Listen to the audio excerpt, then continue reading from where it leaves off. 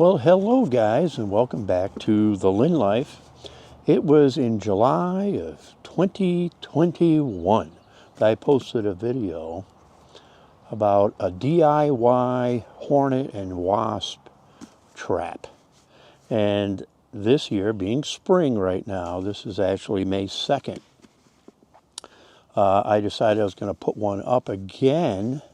And because I'm seeing a lot of activity, as you do a lot in the spring, these hornets and wasps are trying to find nests, and I decided to do it again. Now, this was a pretty popular video, so I just said, hey, let's revisit it, because there's got to be other people out there who haven't seen it and maybe could benefit from it. And the unique thing about this particular wasp and hornet trap is that it doesn't attract bees, honeybees, because I don't want to attract them. I don't want to kill those. They're great pollinators. Here's the trap. I've already started putting it together. And I'm going to explain exactly how it works and how you can do this. So let's get going. My name is Jonathan, and I'm a caregiver for my wife Lynn, who has a permanent brain injury. Things are a bit different now, but we're doing the best that we can. Join us as we experience the Lynn Life.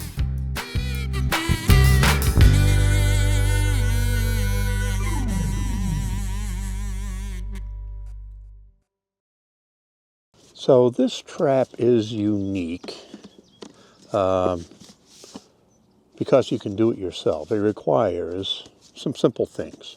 A 2-liter bottle, which most of us have around. It also requires you to purchase something from Fatal Funnel. That's the name of the company. Fatal Funnel. And you'll get an assortment of these little things here. Here, I took one out of the box so you can see it. Okay, and you get, I think in that particular box, I got 6. It's been 5 years, so things may have changed a little bit.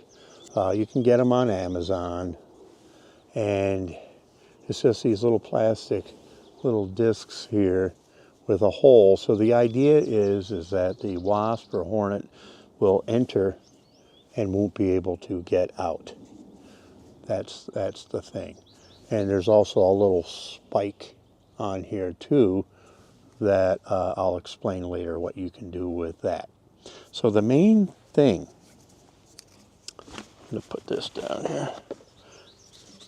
Here's the trap. So you've took your 2-liter bottle, you get a knife, like a razor or something, and cut it open. You can work these things in, and there's like little jaggedy things so it can't come out once it goes in. And that's it. And I staggered it a little bit. I put one up here, one down here, and then on the bottom, you're going to place your attractant. That's what they call it, an attractant. And in the box, there are directions of how to do it, and they give you the recipe and all that. Now, the thing that is unique that doesn't attract, and the reason it doesn't attract honeybees, because you add some meat to it. And on my video I did 5 years ago, I added salmon. Because we had salmon the night before. I don't have any salmon right now, but I'm going to add tuna fish. I'm going to open up a can of tuna fish and use some of that in it. So the main ingredients in this is apple juice, sugar, and meat, or in this case, tuna fish. And that's what you're going to do, because bees are vegetarians. Okay. Wasps and hornets are, meat eaters, or actually they're omnivores, I believe, but because they are attracted to fruit, which is why the apple juice attracts them.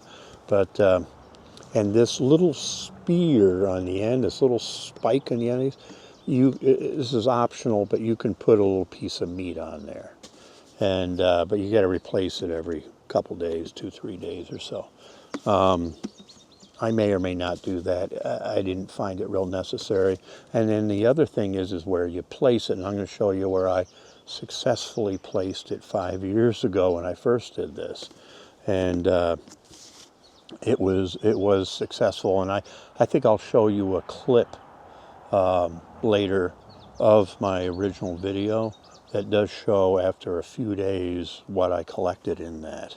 But first, let's go in. I'm going to go inside, and we're going to mix the attractant and put it in here. This is everything I need to attract wasps and hornets and keep them away. So minimize how many are in my backyard.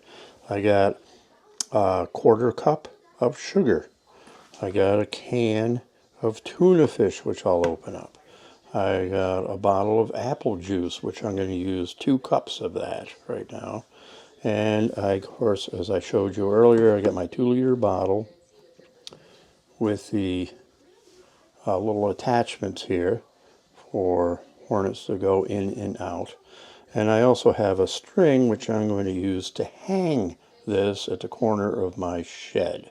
So let me mix this little concoction up right now.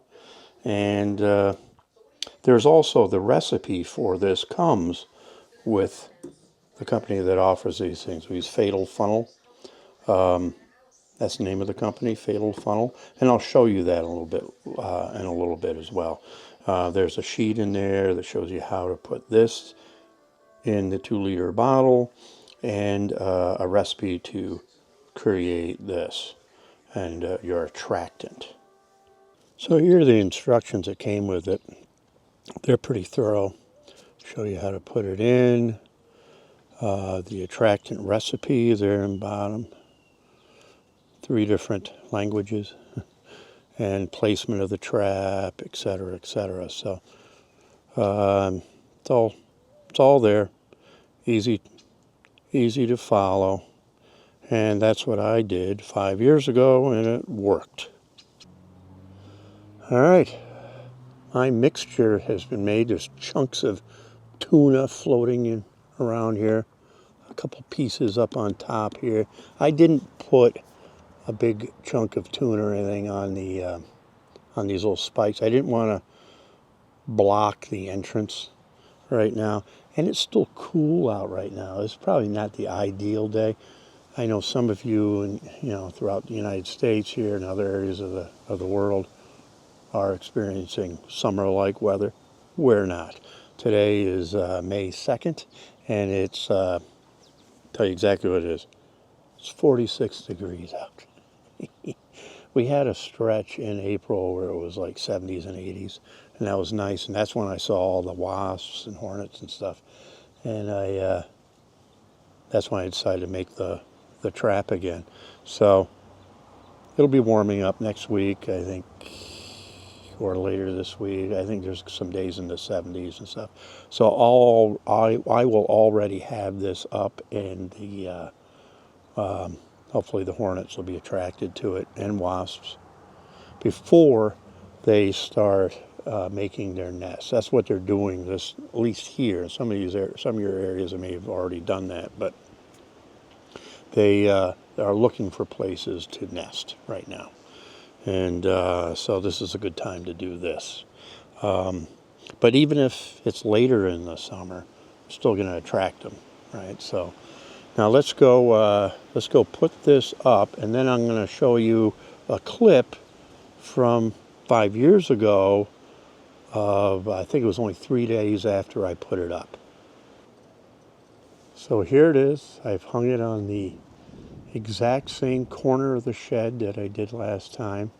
You can see the tuna at the bottom. You got the entrance, both sides over here, and it should work.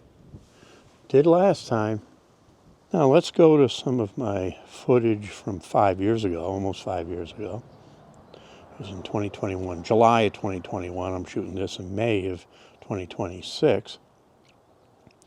And as you can see, at the bottom there are a mixture of bugs, wasps, hornets, and some other stuff. Flies, horse flies, black flies, all kinds of stuff that might be attracted to this attractant that we made.